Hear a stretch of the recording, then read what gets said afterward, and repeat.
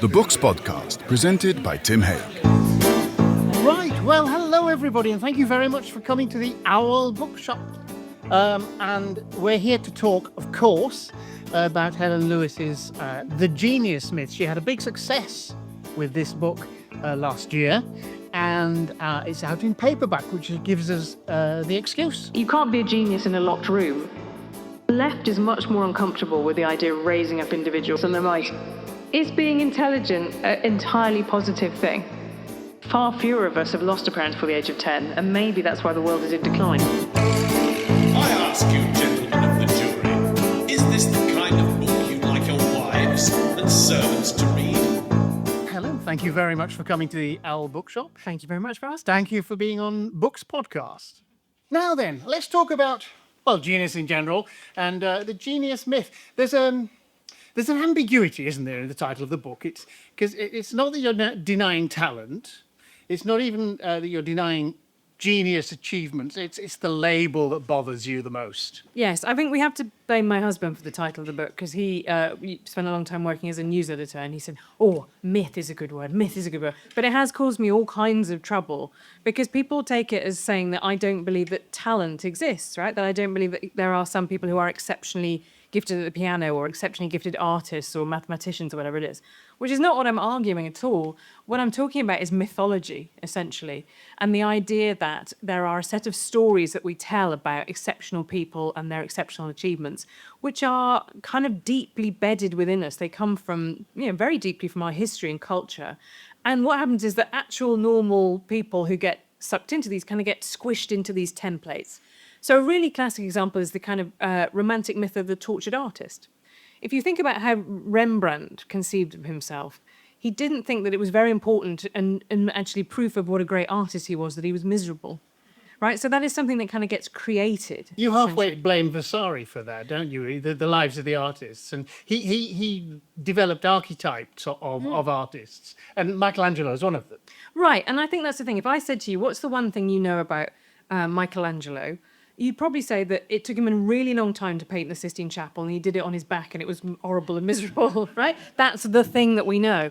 And I think that's one of the things that's really key to understanding how genius functions, is this idea of bittersweetness, this idea that you get something extraordinary, but there's a cost, there's a price to it. And that feels really deep within our psyche. That feels sort of just, right? If something was amazing, it should have cost you something. Well, it certainly should for those of us who are not recognised as geniuses. Right. We sort of want there to be a cost. Right, and there are exceptions to that. So you might say, well, our child prodigy is an exception to that.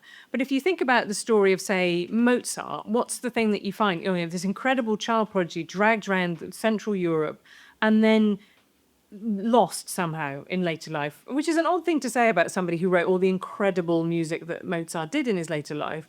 But there's this idea that, you can never really recapture what it was you had when you were the kind of 4-year-old plonked in front of the piano.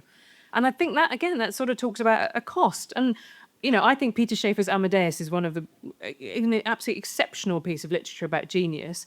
And his case, essentially, is that the ease with which Mozart does stuff drives Salieri mad.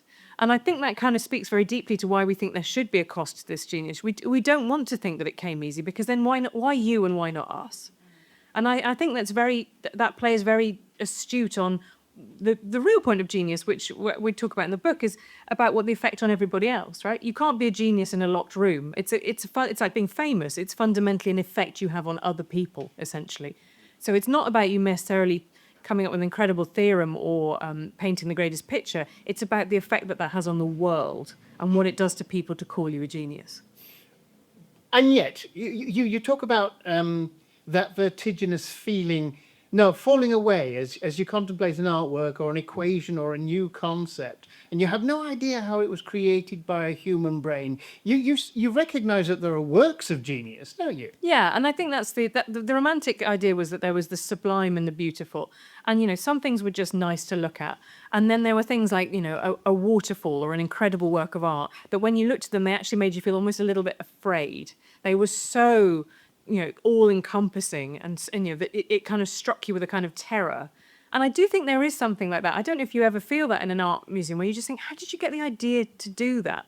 Or like a really good story where the puzzle pieces click together at the end, or we know when someone's been juggling loads of things, and you just think, how did you hold that all in your brain? Is it music or something? Right, or exactly, yeah, any number of really brilliant pieces of music where it seems like it's always existed, and you kind of don't understand how they went from being nothing to being that perfect and fully formed.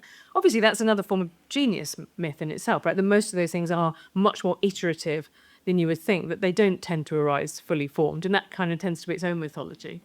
Well, okay, but before we get onto the lineaments of genius, which we're going to go into, I want to ask, one of the things that occurred to me while I was reading is that we talk about scientific and artistic genius, but are we actually comparing like with like? And it's going to come up again in terms of where we regard genius as a sort of an explosion of a single idea, or a lifetime achievement award. You can have artistic genius. I mean, you admit that you don't know much about sport, so you don't do a sporting genius. No, I'm not sure. I'll have to ask you: can you have a sporting? Is Lionel Messi a sporting? I mean, Wayne Rooney definitely isn't any kind of a genius, but he was a great footballer. Right.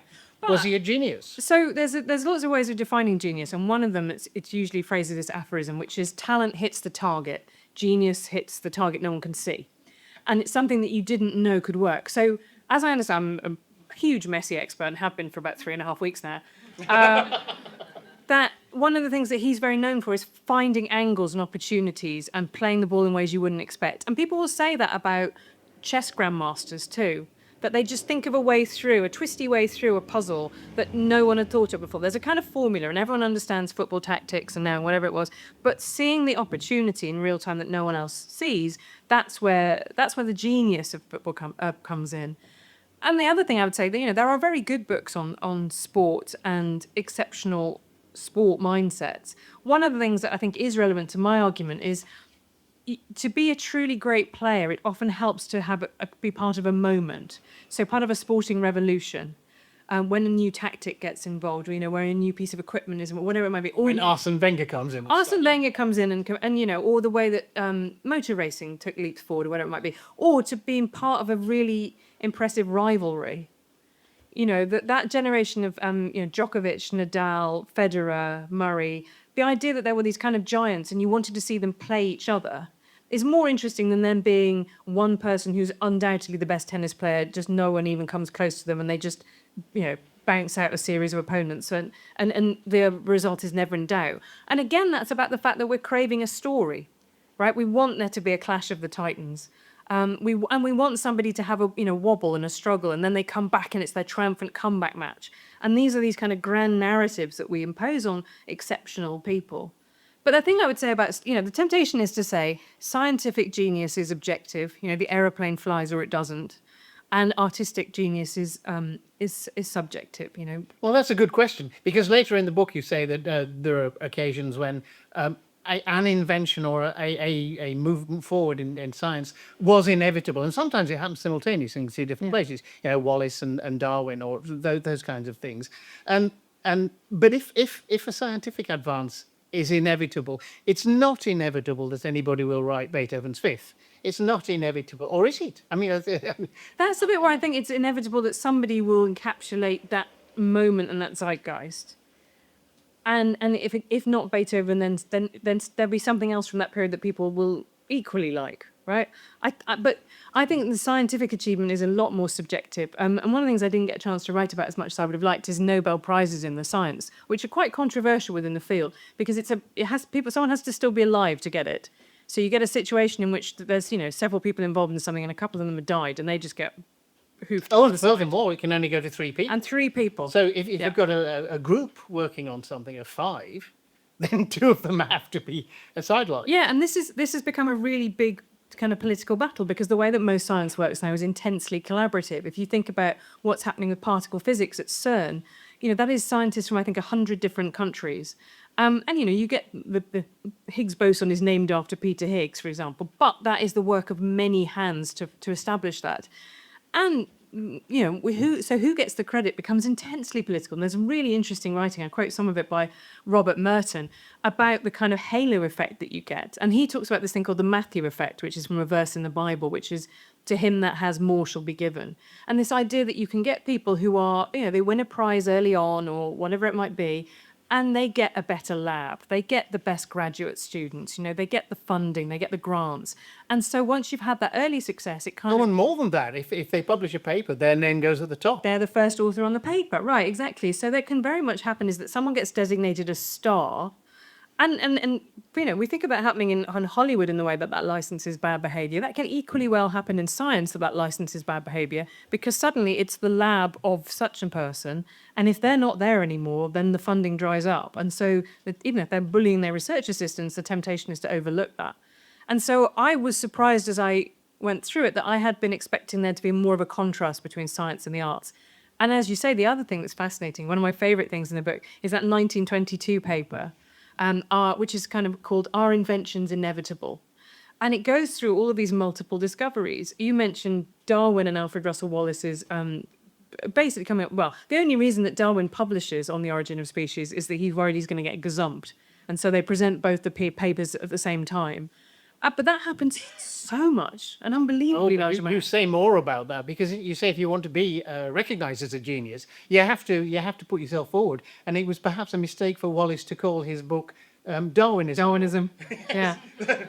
And I think he was disadvantaged by the fact that he was out of the country for a lot of the time collecting specimens, whereas Darwin was kind of this sort of central node, and also a gentleman with a private income. He inherited a whacking load of money from his dad, which meant that he didn't have to have a day job, essentially. So he was just dissecting barnacles for years on end in Down House. But Wallace was never bitter about that in the way that, say, Isaac Newton spent years campaigning to be acknowledged as the guy who did calculus rather than Gottfried Leibniz. And there are so many examples of that, of things happening at the same time. Elisha Gray invents the telephone and tries to register the patent on the same day as Alexander Graham Bell, and Graham Bell gets there first. 3 people discover nitrogen in the same year. And there's a really interesting and well-developed theory that I think will maybe affect how you think about inventions now, which is Stephen Johnson's idea of the adjacent possible. And it says that there is, around everything that currently exists, there is a kind of penumbra of all things which the conditions are ready for. And so he talks about the printing press as being a combination of the wine press and something else. I can't remember what it might have been. But when you've got those things, then at that point, it's sort of ready, it's happening. The world is ready for a development, a step forward. Yeah, and you see it in my field, journalism. There was a thing in the 2010s where everyone was supposedly pivoting to video. Do you remember this, the pivot to video? And the pivot to video didn't work at the time, and everybody laughed about it. And guess what? The pivot to video has now completely happened. Everybody is investing in TikTok, Instagram Reels, whatever it might be, because now we have fast enough 4G and 5G that you can sit on the train and watch a video on your phone, which you just couldn't do in 2012. And so... Well, we'd read a book, wouldn't we all? Yes, obviously everyone here would not be watching Instagram Reels like me. But that's the thing that's interesting. Yeah, the pivot to video, it became ripe at a certain moment to happen, and somebody was going to crack that technology and make it happen because all the conditions at that point were in place. So this is a part of your thesis, because you want to actually talk about how the genius myth works and what it does, though. You say the promotion of a specific person as a genius can be a stealthy argument for what that person represents. Our use of the idea of genius is not neutral. It contains an agenda.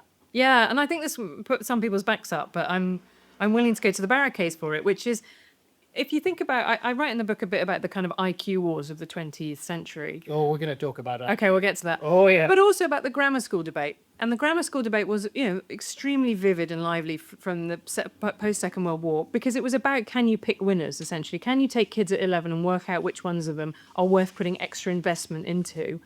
And that had a kind of left-wing, right-wing dimension, in that it was more associated with the political right, that they said, look, we've just got to take the most bright kids and put them in their own schools and hothouse them, versus the left-wing version being, we actually need to make sure we bring everybody up together and we don't try and discriminate between children. And there's a version of that playing out with how geniuses are talked about. The left is much more uncomfortable with the idea of raising up individuals than the right is. You say that genius is a right-wing idea. Yeah, I think it is. And how is it, or why is it? Because it's about the idea that there are some people who are special and that they deserve extra acclaim, extra resources, extra credit. And it is, And it champions the individual over the collective. the individual over the collective. So it prioritizes a version of telling a story in which there is a protagonist. And this is why I think it keeps winning, because our brains are set up for that. I write a tiny bit in the book that I think it's kind of fascinating how Oppenheimer worked as a biopic, which is not, Oppenheimer is not the best physicist in Los Alamos, right? He is the guy who brings together Fermi and Feynman and Niels Bohr and whoever it might be. And it's interesting, that's a biography of a heroic biopic, or tragic heroic biopic, of a manager, right? Which when was the last time you saw one of those? That's so weird. The much more traditional way to do that would be to do the Richard Feynman story or the Enrico Fermi story or whatever it might be. This one individual against everybody else. My daughter is a physicist. She saw that film and she came out, she said, Daddy, that was amazing. There was no science in that film at all. There was a bit there was a tiny, no, he was trying Practically not. No, none. There was one shot of Richard Feynman playing the bongos in the background. There was a kind of Easter egg for physicists, I think. But I thought it was an interesting approach, because it was obviously, and then Einstein kind of comes in as this kind of seer figure, which to me is also really interesting, because I think if you try and think about who our two prototypical geniuses are, that are templates in our head, for science, Einstein is... He's the poster boy. He's got to be in fact, it. the posters are there with him sticking his tongue out. Right. Yeah. But Oppenheimer does talk to a bit about why that is, which is that he became the kind of conscience of the world and the seer.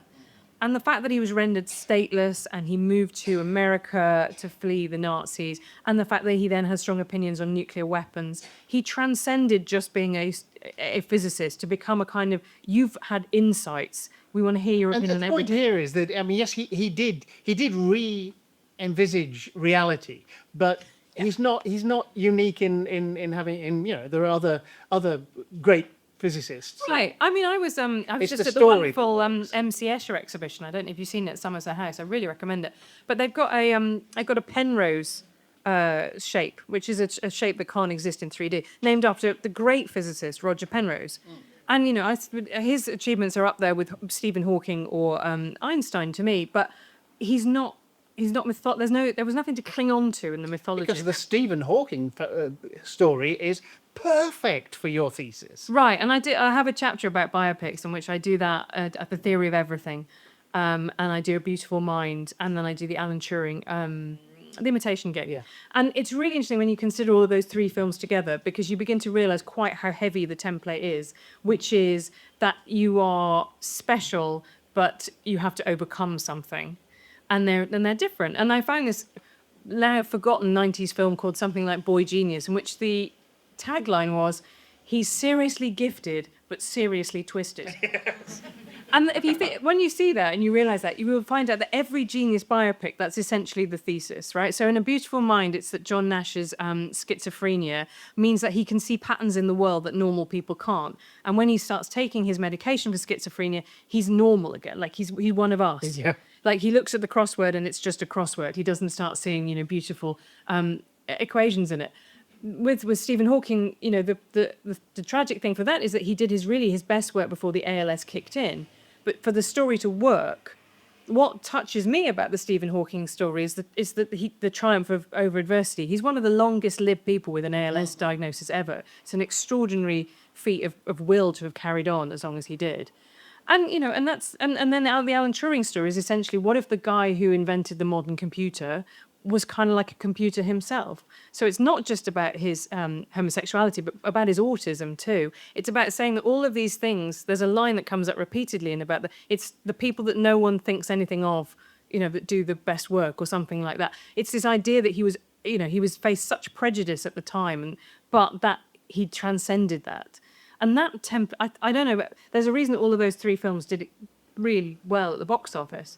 But to me, one of the things I found out really late in the process of writing the book was that Ron Howard, who directed A Beautiful Mind, nearly did another true life story of a schizophrenic, about this guy who went to Harvard and was the subject to all these adulatory profiles about how he was incredibly smart and, he'd overcome his schizophrenia, and he had all these visions of like television channels in his mind.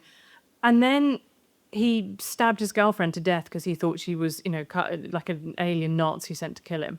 And once you know that bit of lore, the fact that they fuzz over the fact in A Beautiful Mind that John Nash stopped taking his medications becomes a slightly more awkward thing, because actually at some point they're kind of valorizing the schizophrenia in a way that, if you've ever known anyone who's lived with that condition, is not necessarily the experience of what that's living like. They've made it into a kind of heroic thing that with enough strength of mind you can overcome through sheer force of will. And in the case of the other ghost, that was simply not true. Yeah, you call it the deficit model. So it's one of your archetypes of genius, the deficit model of genius, where you have to pay. It's practically Greek, isn't it? It's a Greek myth. You have to pay for your genius with something awful, some disability or and I think about, you can think of tragedy. so many stories where this is true. So, to me it's very moving. You've that John Milton poem on his blindness, doth God exact day labour light denied. And that just sort of really touches you, because it's like, I've worked really hard and you've taken away my sight. Beethoven's deafness is something that I think touches us really deeply, when you think how to have all that music and to lose it, how terrible would that be? And those stories come up again and again and again. Van Gogh's struggles with mental illness. You look at the paintings and the movement in them and the violence in them, you think, I can see the troubleness of your mind in this. And that takes it from being a kind of pretty well executed painting that combines post-impressionism with Japanese woodblock prints into being a connection with another human being. But then we get into the area of whether the madness or whatever the drawback is essential to the genius as well. You talk about that in the book, whether there's whether they're indivisible. Yeah. And whether it's possible to have the one without the other. That's quite complicated, because I think there's not lots of the psychological stuff around genius is really not very well supported when you dig into it. But the association of kind of creativity and as a form of kind of mild psychosis is not completely ridiculous to me. The idea that, the association of autism perhaps with like being programming genius and maths ability, is that there are sort of neurodivergent brains in very different ways that are kind of oddly suited to exceptional tasks that actually, whatever reason, for the same reason that one of the things that comes up is that lots of people who achieve very highly have had very troubled childhoods, that there is some kind of motor within you. We're going to talk about IQ in a minute, but let's talk about Hans Eysenck. He had a definition of a description of the ideal life for a genius. Yeah, well, he said that you should really die before 30, or you've got to go on past 80. So those of us who are in the mid-zone. Die at my age, you're never going to be recognised as a genius. Sorry, you've got to just cling on in there for a little while longer. In trouble. Yeah, but so the idea was essentially that if you were a Keats or an Amy Winehouse or whoever it might be, you die very young, then everybody feels, what could they have gone and done? Like, what have we missed out on because of that early death? Versus the model I always think of more with the Paul McCartney model, where you go on and you become the mentor to the next generation. All the people who are inspired by you, grew up listening to you, they're now at the top of the culture. And that happens to, quite a few of those 18th century geniuses. They become kind of father of the nation, essentially. Goethe, it happens to, for example. Eysenck has other criteria as well. Losing a parent before the age of 10, really good if you want to be a genius, according to him. Yes, I was just talking about this at lunch, about the fact that thankfully, due to modern medicine, far fewer of us have lost a parent before the age of 10. And maybe that's why the world is in decline. It's a theory. It's a theory. It's working theory. No, the reason I thought about that I mean, all these things are very anecdotal. But Matthew Paris, who does a great program called Great Lives on Radio 4, he wrote a book called Fracture, because he observed exactly this. That time and time again, he was researching the biographies of the people that had been nominated as Great Lives, and he found some fracture in their childhood. Now, that might have been a terrible illness that took them out of school, and they had to, they read books, confined to bed for 6 months. It might have been the death of a parent. And politicians particularly often have this kind of fracture in their early life. And so it's very hard. I mean, I read quite a bit of genius historiography, and it tends to be very qualitative, not quantitative, in the sense that it's very hard to... Anytime you start saying, well, what's my sample size of geniuses, and then I'm going to go and drill into their backgrounds, you're starting to make all kinds of extremely subjective judgments. But there does seem to be a link about kind of unhappiness and internal drive. I think also thought that being a man and being middle class was helpful. Yeah, which I think is a bit easy to see that might be due to Bias. social factors. Yeah, and he also said being Jewish, which is a really interesting one, because he was somebody who essentially passed himself off as Jewish in an attempt to kind of seem more like a genius himself. His wife's autobiography was called I Married a Genius, which all of us would like our partners to write such a book, but it's not Well, happening. like Alice B. Toklas, Gertrude Stein wrote the Yeah. autobiography of Alice B. Toklas. Has her saying, I've only met two geniuses in my life, Picasso and Gertrude Stein. Writes Gertrude Stein. Yeah. That's Gertrude Stein. Great bit of great. She's really putting a shift in for the women claiming genius on there, and I respect that. You know, and then he says all this other stuff that's interesting, like you should have gout. Yeah, that's right. Yeah. Go on. And then that's a really great example of how correlation is not the same as causation, right? Which is that the people in the 18th century who had gout were rich people who could eat a lot of rich food. And so they're also probably the kind of people who had the leisure time in which to write learned treatises, epic poetry, like whatever it might have been. You talked about quantifying this. I'm going to go back to IQ, which you're very funny about IQ in the book. But it's trying to put a number on intelligence is a variety of madness, isn't it? Yes. But like many of the madnesses described in the book, one that's absolutely irresistible to people. And I felt like I went on a journey. So I did the Mensa test and I read a lot about the history of high IQ societies. And I began to understand it a bit more. There's a really moving essay by a guy called Grady Towers, who was in lots of these ultra high IQ societies, but he worked as a park ranger. And he wrote about the fact that if you're clever and middle class and your parents, send you to a decent school and you go to university, you don't need to join a high IQ society. The high IQ societies cater to people who don't feel that they've achieved their full potential in life. So they are, as a result, quite prone to sort of schisms and falling out, and people who, say you shouldn't be in the society, you've only got an IQ of 139. All that kind of stuff happens. They fall apart quite regularly, but that they answer a need in people. And I think that their birth of Mensa is post-Second World War, where you have a situation in which you have lots of people who are autodidacts for the first time, people whose parents can't afford to send them to university, at a time when 5 to 10% of people went to university.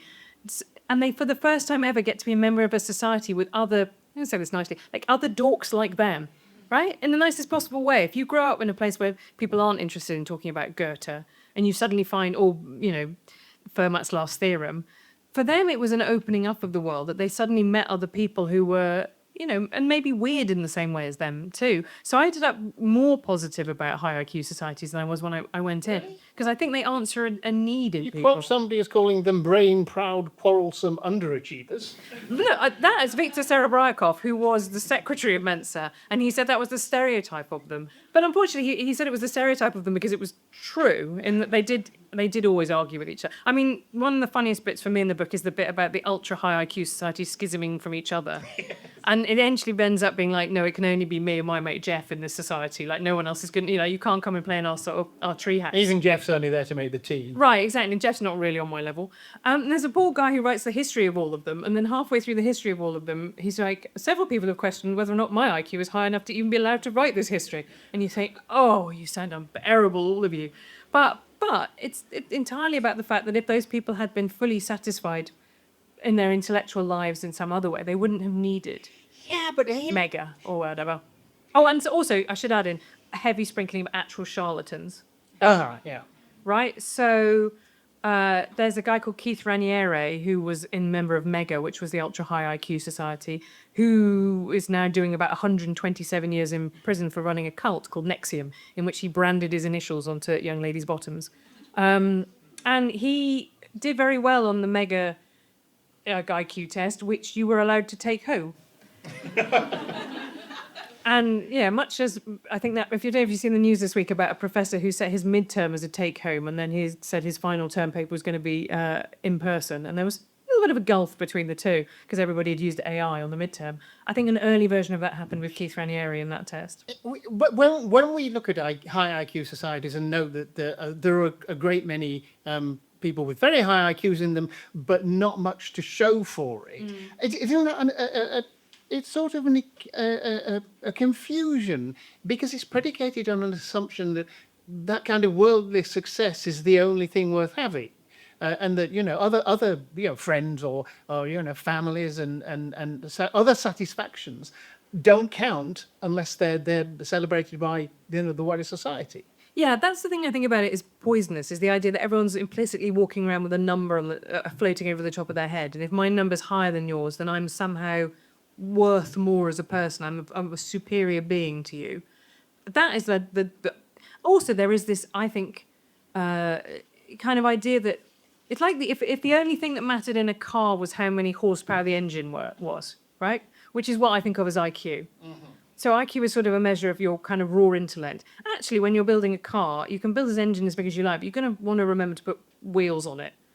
And that's the kind of bit you're talking about, is the fact that for some of these people, they might have had the raw intelligence, but they didn't have the other attributes that were allowed to translate IQ that. also doesn't test for everything, does he? If he doesn't test for cussedness, you said you took an IQ test, Yeah. and you balked at one of the questions, and I remember the question from the book. It was trousers is to boys as skirt is to, and Helen Lewis went, I don't think so. I would have put hovercraft, which would presumably have been a fail, but it's funny.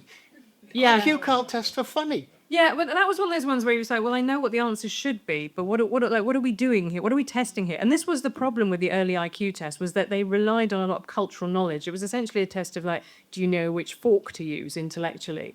That was the test example. The actual one was based around trying to work out what the surnames were in a family. And I was like, well, my husband and I don't have the same surname. And it was very indicative of the fact the test I was taking was written in the 60s, where I was assumed that all women took their husbands' names. But that again makes it very culturally specific. If you come from a culture where people don't change their names in marriage, or they change them in a different way, that question no longer makes any sense. And this has bedeviled IQ tests. Hence the creation of the non-culture specific IQ test. But they are quite often shape rotation. And I, being terrible at shape rotation, would argue that's not a real thing. Oh, I've never taken one. I assume that I would assume I would be insulted by my IQ score if I took one. Because all the things I'm good at, I'm not sure they do. Solving puzzles. I don't care about puzzles. They don't excite me. Now, high IQ people often love puzzles. Yeah. Yeah, I've got a friend like that who's incredibly successful, but she gets very easily bored by puzzles. She's like, what's the point? I'm not going to get anything at the end She's of probably this. good at them then.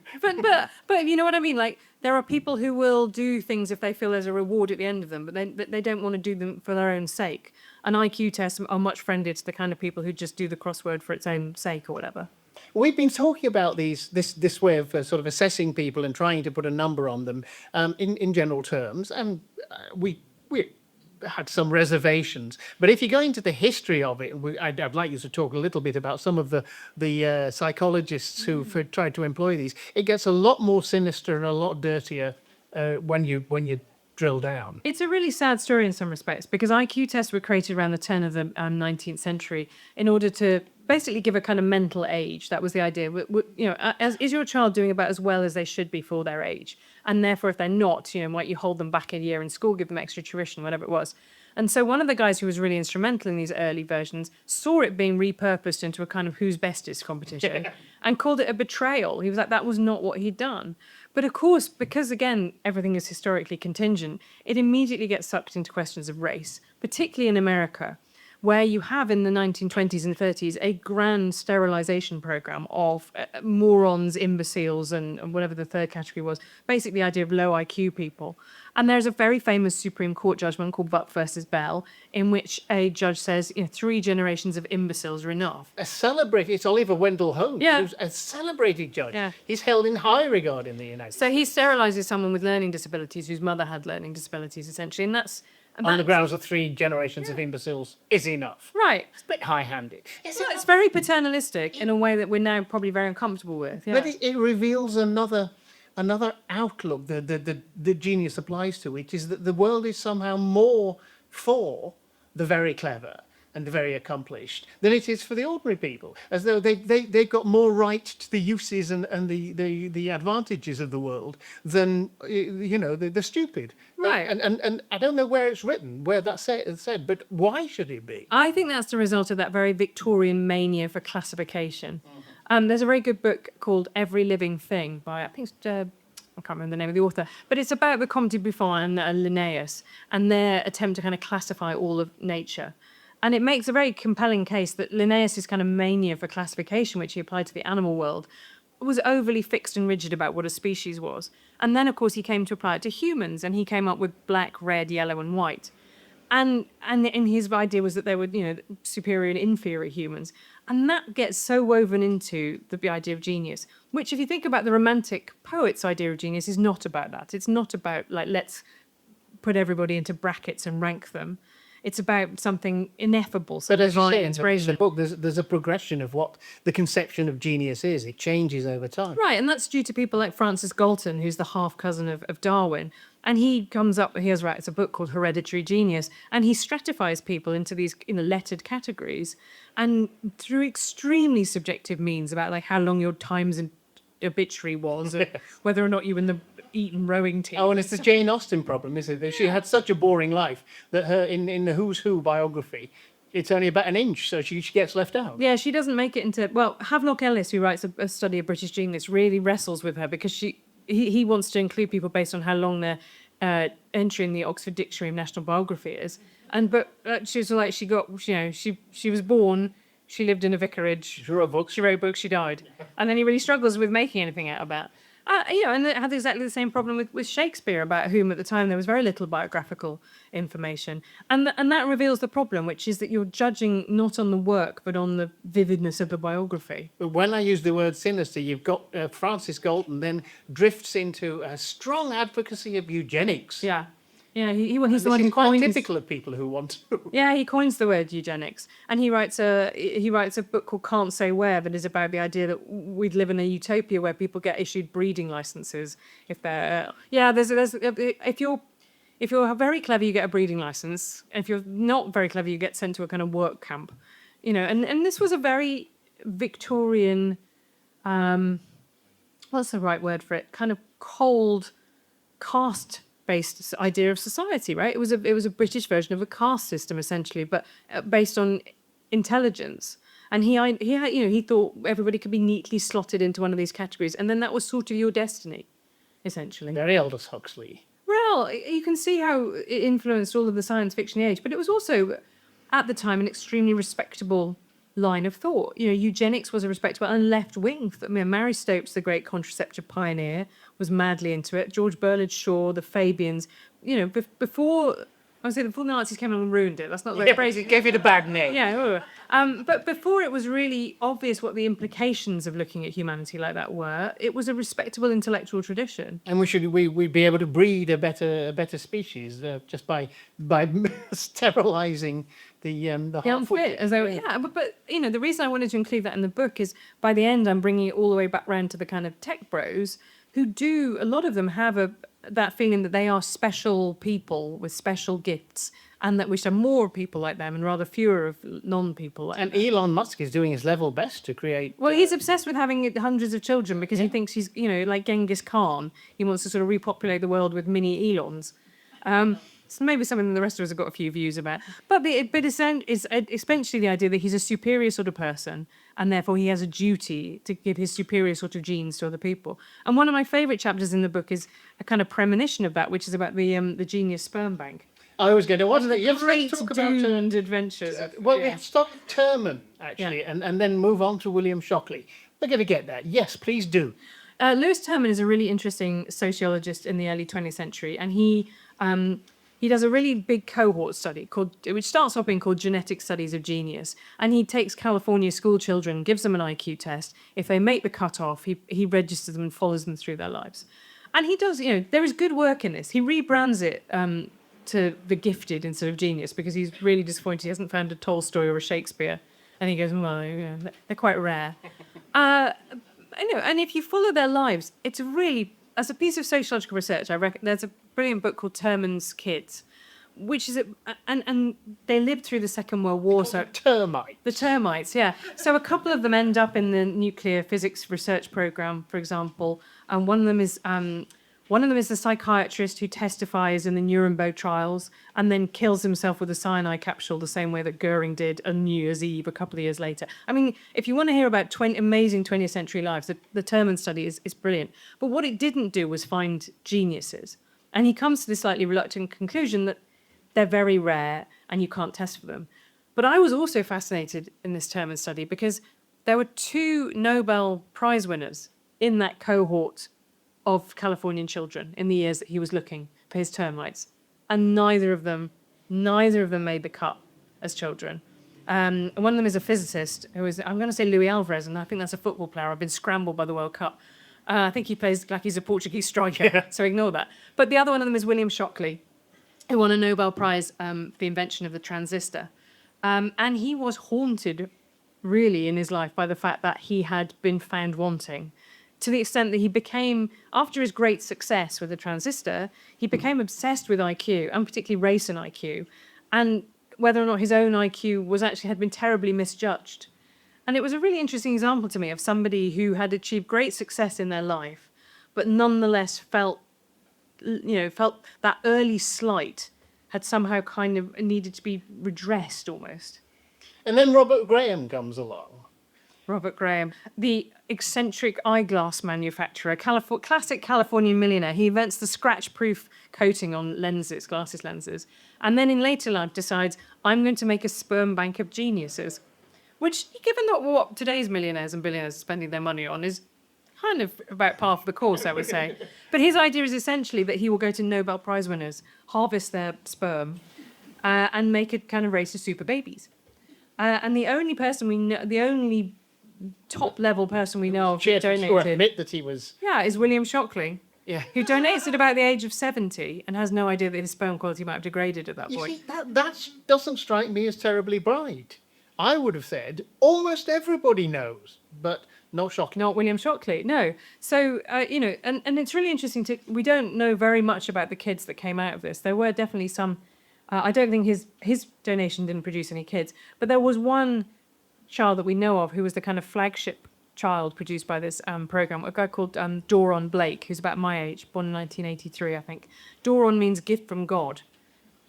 It's always a slight worry when your mother calls you that. You've got quite a lot to live up to. But, he was kind of touted around the media. Oh, he's read Hamlet at the age of 2. Oh, he's so incredibly, as if this was proof of the thesis that all you needed was this prize-winning sperm.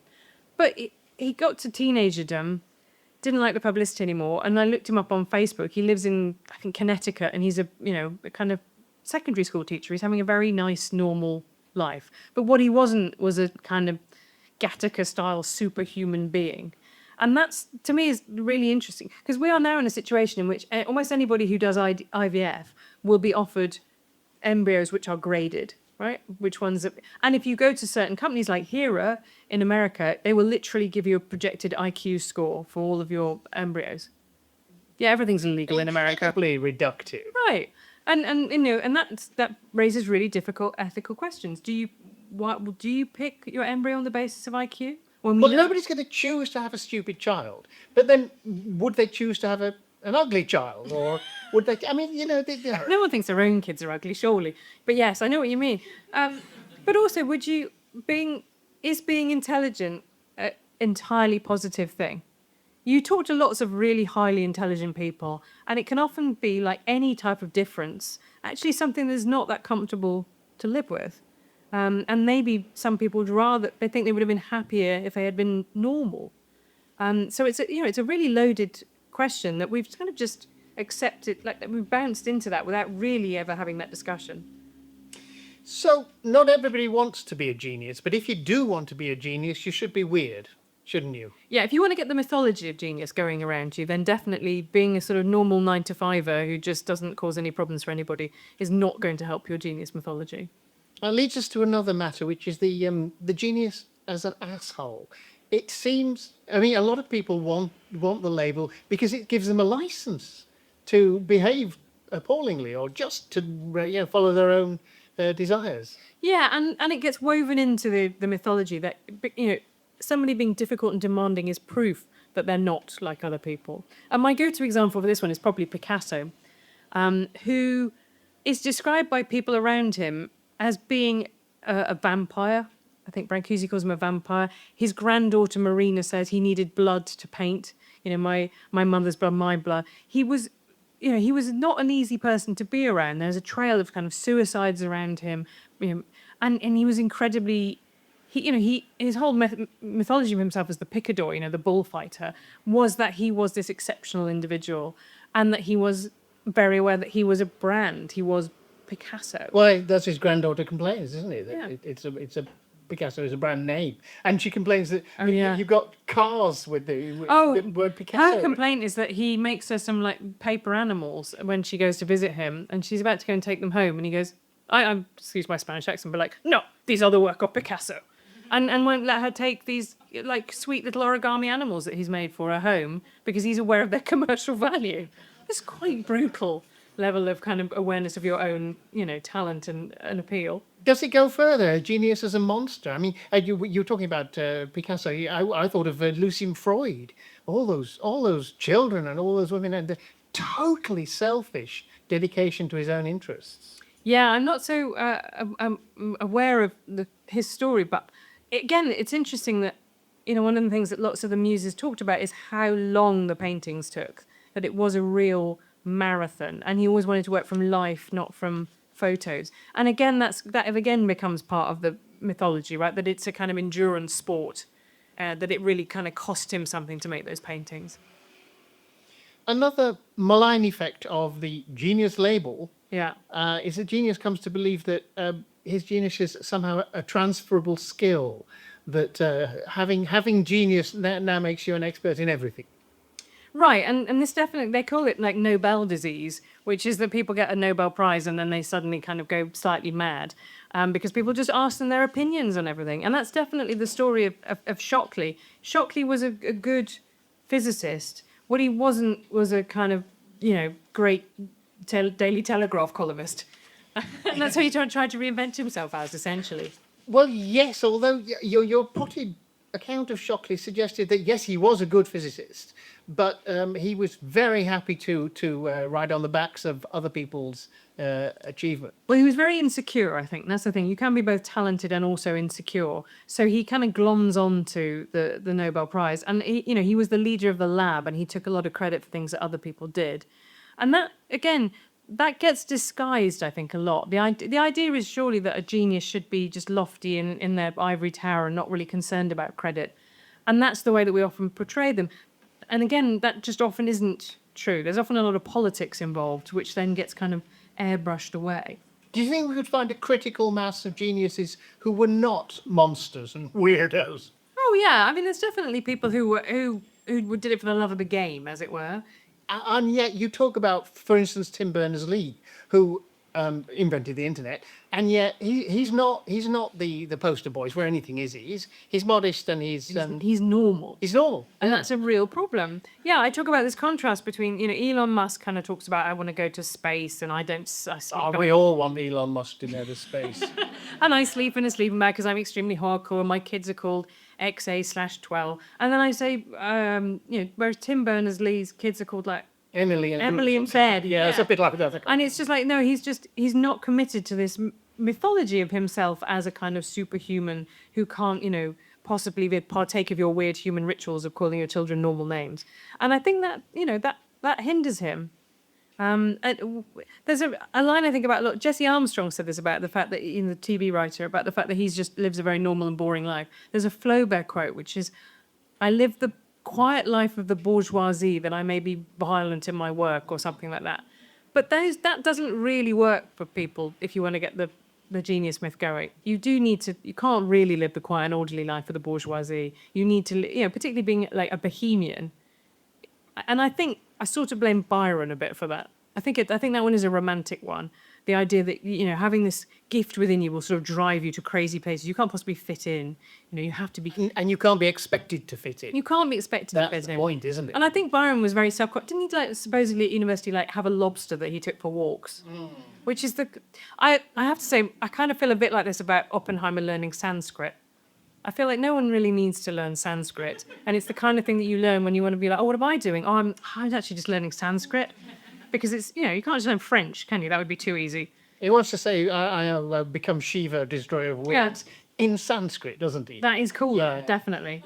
But And following on from that is yet another, there are lots of malign effects of genius, or the genius myth. And that's the sort of Dunning-Kruger effect of people self-selecting, who I think we probably would not.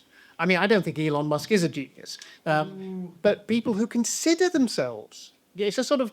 Do you remember in the X Factor when they used to have singers at the beginning who were terrible but convinced that they were better than Adele? And you sort of get that, or you get a very stable genius who wants all the accoutrements, wants the praise of genius without presenting any reason for it. thing is, and this is probably not going to be a popular thing to say, there is an argument that Donald Trump is a genius. Yeah. Go with this I on. think you probably have to make the argument if you're going to say it. Just because everything about his persona is so unlikely, the bits don't fit together. The thing I think is the key to all of his political success is his intense campness. Right, which is not what you expect from a kind of authoritarian strongman, which is what he is. Like he's funny in this disarming, sort of bathos kind of lane, like silly and ridiculous way, and he's very, very camp, and that sort of doesn't really work together. And you only really realise how odd a mix that is, that no one would have kind of ever, if you'd kind of tried to grow an authoritarian in a lab, you wouldn't say his favourite film should be Sunset Boulevard. And you can see how genius it is when you look at J.D. Vance, who's got all of the kind of unpleasant, bullying, authoritarian tendencies, but none of the kind of joie de vivre.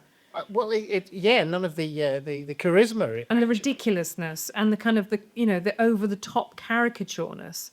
And, I talk a bit in the book about the kind of great man theory of history and my kind of, and now... Genius studies. Well, yeah, but, and my worries about it, because I think it is the kind of default tramline that our brains flick back to, is that there was a person, the person did the thing, and that's how history happens.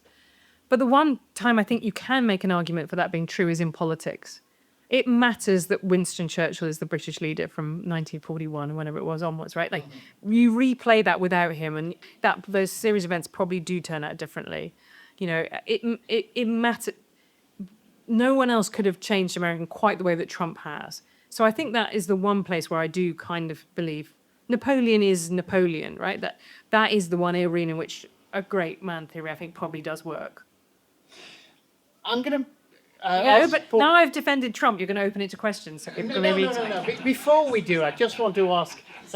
was there anybody you felt like ring fencing from this genius iconoclasm and his sacred cows? Not even Armando Iannucci? Oh, no. He probably is a genius. But Amanda's a really good example. I've talked to him about this because he is somebody who is, if you watch the Imagine documentary about him, it's all about his collaborators, right? He is always really good at finding the best people to work with, the people who complement his strengths. He has a genius for it. That is his genius, is about the kind of idea that he puts together exceptional teams, and he's never like it's all me. I'm the only one. I'm the single moving part.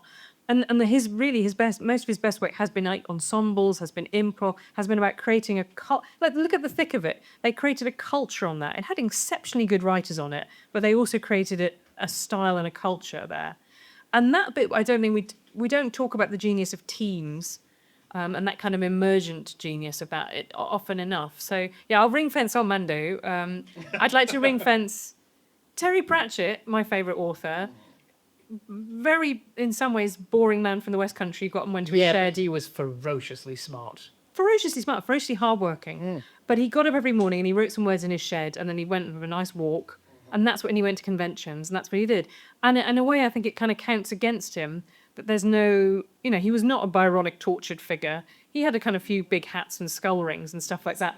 But like fundamentally what he was a grafter who just took every ounce of his talent and put it down on paper, like monotonously and regularly.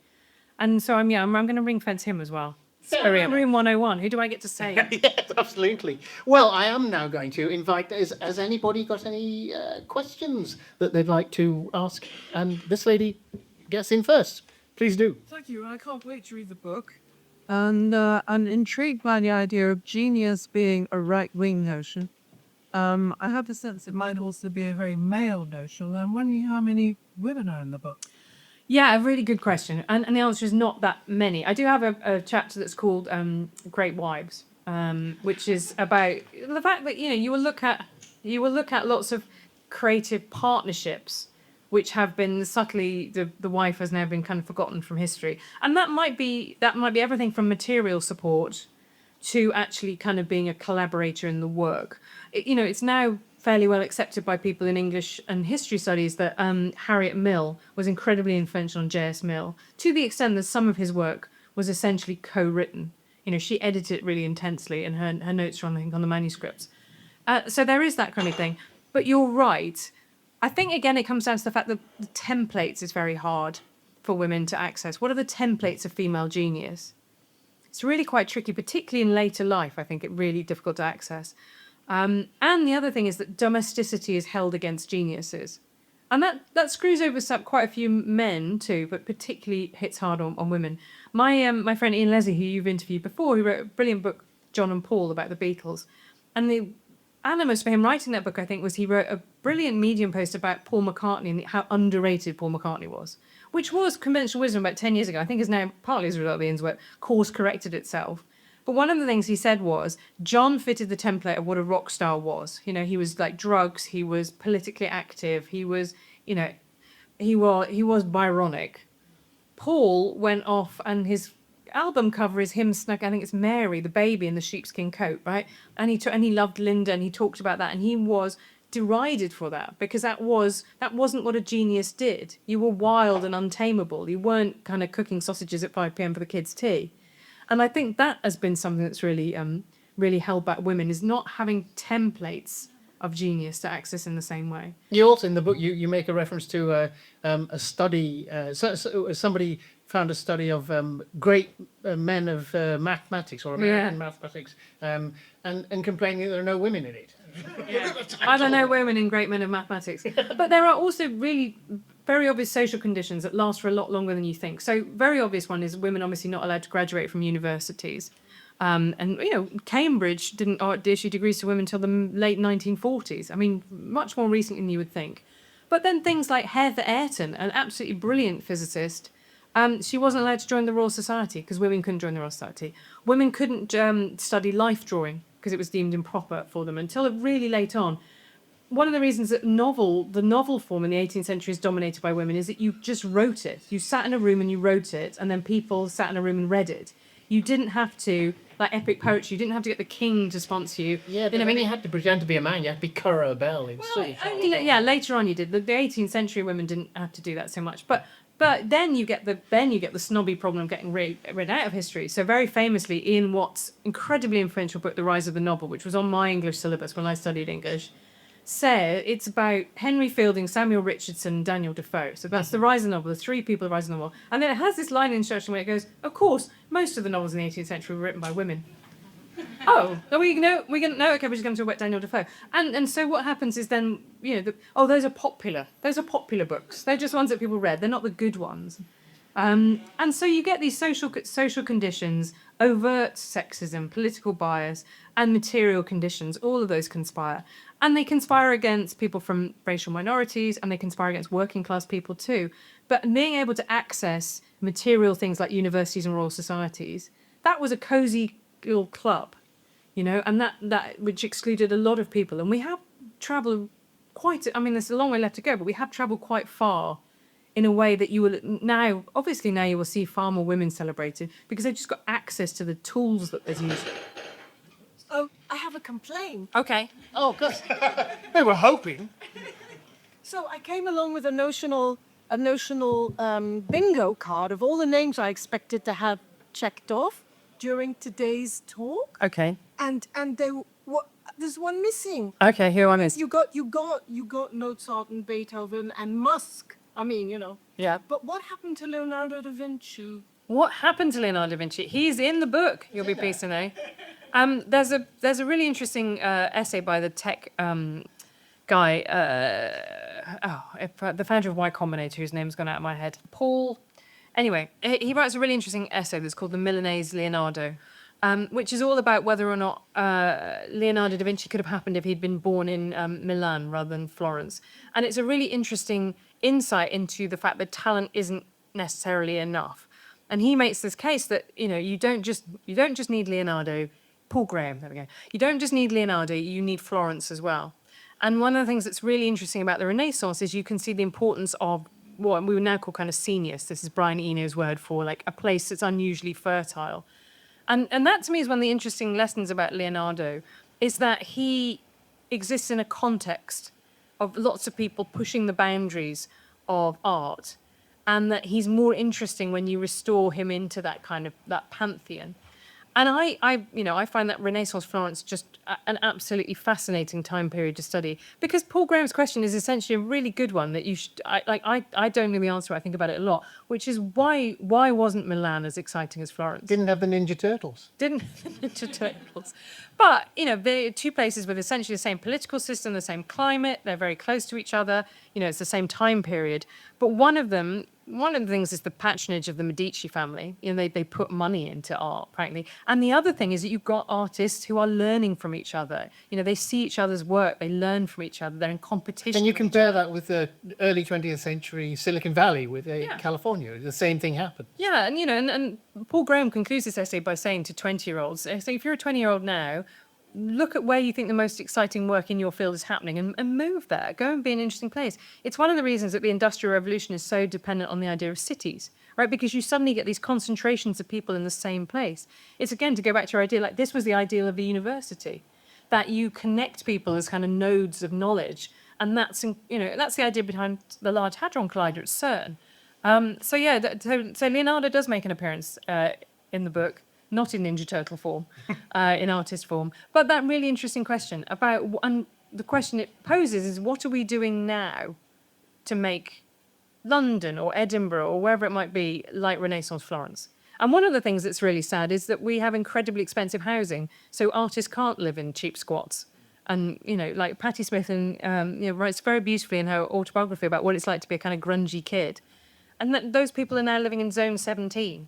And commuting 3 hours to work every day. Like, we have lost that kind of homespun nature of creativity as a result of our housing. Why am I talking about the housing leagues? I'm obsessed. Sorry. That lady and then this gentleman. I wanted to go back to talk a little bit more about current patriarchy and genius, because I think a lot of the men that we're talking about exactly are men these days, and they really embody qualities that impress other men. And these are the ones who are raised up. I worked in American politics for over a decade. I can tell you, most of the women are not impressed. Right. But we're not the loudest in the room. And I see that shifting more and more. Who's standing on stage in operation? Who is getting raised up as the brightest mind? Whose stock prices are going who's behind that project? And so how do we shift the conversation? I mean, we all know that, especially in this meme culture, the genius is a court. You get furred, you get your changes made. So how do we shift that conversation so that the things as women we know to be important are also considered? Again, I think that comes back to this idea I was talking about before about sort of templates. It's not very well known that the CEO of SpaceX, which is Elon Musk's probably most successful company in terms of technological innovation, is a woman, Gwen Shotwell. But she's not given the laudatory profiles and the kind of, pictures of her standing next to a big phallic rocket or whatever it might be. And when Mark Zuckerberg wanted to professionalize Facebook, he brought in a female CEO, and Sheryl Sandberg. I mean, she, from that Sarah Wynne Williams book, sounds like a monster. But, sure, the equal opportunities monstering, I guess. All credit to her on that front. But I think it's about you're right. Who is, this is one of the themes of the book, which I guess I haven't really brought out as much as you're hoping, which is that you have to have a group of people who decide to anoint a genius. Often the geniuses stand up and go, oh, I don't know if anyone's noticed, but I'm quite clever over here. That's the seed of it. But you then have to have that kind of clique. And it's been more rare that kind of groups of women have had that kind of star-making power. And also, maybe, again, just everybody's more comfortable with the idea, like we have the templates of what a male genius, what does a female Steve Jobs type genius look like? We don't really know. But there are definitely examples of it. I think of Yayoi Kusama, who's one of the most expensive artists in the world. And she lives, to me, an incredible life, which is that she checked herself into a mental hospital about 40 years ago, and she has all of her meals and stuff made for her and everything, and then she potters out to her studio for the day and then potters back into the hospital at night. And I think that's the way to be a great artist, isn't it? This is what Isaac Newton had from his Cambridge College, or Charles Darwin had from his wife and servants, or Tolstoy had. It's just you only do the thing, like you just only do your genius thing. That's all you have to take care of. Well, yeah, but Newton was a monster. He died a virgin with no friends. I mean, this is not Calculus. But we were talking earlier, weren't we, about whether there are other things to value? Yeah. Calculus. Right, but again, I think women have difficulty accessing that template of the absent-minded genius as well. We're not very forgiving over absent-minded women. I don't know if some of you will have worked in a company in which you have a man in that company who is always so scatty and everybody, but so brilliant. And it's really the job of like the secretary or every other woman in the office to somehow like make up for this. And this is not seen as being a deficit to his ability to carry out the job, which is interesting, right? Whereas if I turn up to work without any shoes on, people are going to have words about it. So there's always a question about what things we forgive or what things we excuse. And it was really interesting to me when we had that whole debate about, women in tech, about the fact that, Larry and Sergey of Google brought in a kind of guide to do the business side for them. And that wasn't seen as being like, how bad are they can't do the business side. It was seen as being, well, obviously they can't do that because they're the tech guys.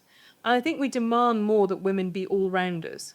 They can have it all if they do it all. I don't think there are so many women who are maybe demand for themselves or get awarded that level of support that we give to the kind of designated brilliant boys and brilliant men. But maybe that's changing. And I should also say there are an enormous number of men for whom that is not true, who are equally annoyed about the bloke who everybody seems to like tidy round after mysteriously for no reason. Say one more, you Wade. Thank you. I've been thinking about the concept of the savant. Most of the geniuses that we spoke about here have been in an industry, come to the top of it, and then made this leap forward. But what about the people who aren't trained and suddenly make these massive jumps? Dustin Hoffman in Rain Man. Yeah, that's a really interesting question. I think that becomes part of you can only make that work for you if it becomes part of the mythology. And sometimes that does work, like for outsider artists, for example. But it's harder. I mean, I didn't end up including it in the book because I couldn't get... there was too much literature to read, but there's a very brilliant Indian mathematician called, I think, Srinivasan Ramanujan. And, he was... First of all, he didn't start off being that good at maths, but then he became quickly very apparent as he grew up in India that he really was exceptionally gifted. But the problem was at the time there was no outlet for that. And so he had mentors who brought him over to Cambridge, where he did some really exceptional work. But that was the point, is that he had all this raw talent, but actually it needed this social structure in order to enable it, and that's what Cambridge gave him. And it wasn't an entirely happy experience, and he ended up going back to India and died very young, I think, of TB. But it was the idea that you can't, like the savant is, you can look at them and admire them, but in order to fully realise their potential, they need that social structure. And there are so many examples like that. George Washington Carver is the other one, who grew up as a black American child during the era of slavery, and he had to walk like 10 miles to school, and because he couldn't be educated alongside white children, and wasn't allowed to go to university, and all this kind of stuff. And nonetheless, he became an incredibly good chemist, really great agricultural chemist. But if he'd been born white, we probably all have heard of him. And that's the bit where I wrote the book, that I just felt that sadness over and over again, that actually being a savant is tough, really tough. Well, thank you very much. We're going to make a reference to the book. It is Helen Lewis, The Genius Myth. The book is published by Vintage at $12.99, and I strongly recommend it. And hang on a minute, before, I was going to say, you're going to be nice and ask them to give me a round of applause, but when we do that, can I say that it's also for B, my wonderful editor who is here, who in many ways was the power behind the throne of this book, even though it's my name on the cover. You can sign it as well. Yeah, there we go. That'll be very on brand. But thank you very much, B, and thank you all for putting up with me. Thank you very much. That was the Books Podcast, presented by Tim Haig. Email Tim on tim@bookspodcast.com, Twitter @bookspodcast, and Facebook @bookspodcasttim.